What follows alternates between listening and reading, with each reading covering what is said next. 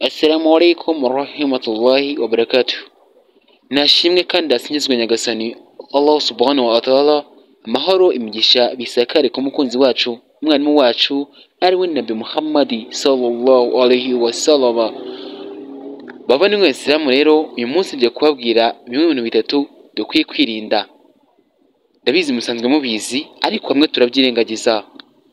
Ibintu bitatu rero ngiye kukubwira harimo Bidi, Happy New Year ndetse na Christmas.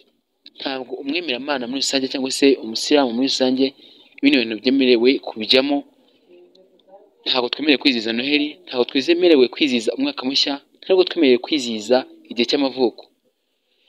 Abasilamu hari iminsi mikuru twagenewe arizo irayidi ebyiri zisanzwe zizi ndetse n'ijoma yo ku munsi wa gatanu.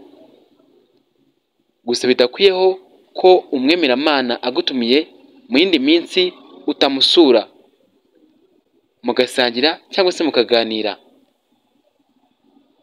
Si byiza yuko umwemeramana yifatanya n'abatari abemeramana. Ati ni gute rero tutakwiye kwifatanya nabo? Si byiza ko umwemeramana ajya mu kabari cyangwa se acuruza mu kabari. Si byiza ko umwemeramana ajya mu kimasuro kubera ikigare.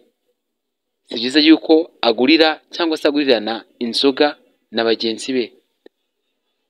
Si byiza yuko umwemeramana iwe haba hateretsemo ibiyobyabwenge runaka. Ibi ngibi abantu babikora bazi ngo ni agatwiko mbemeze, cyane cyane twebwe urubyiruko, ariko ntabwo ari byiza na gatonya. Nimba wishimiye ino nkuru cyangwa se ino nyigisho, kora subscribe kuri Rwego Tu ndetse unyokere kuri TikTok account yanjye ukore follow kuri Rwego Tu. Ndabashimiye. Ni Rwego kabiri cyangwa se Jafari.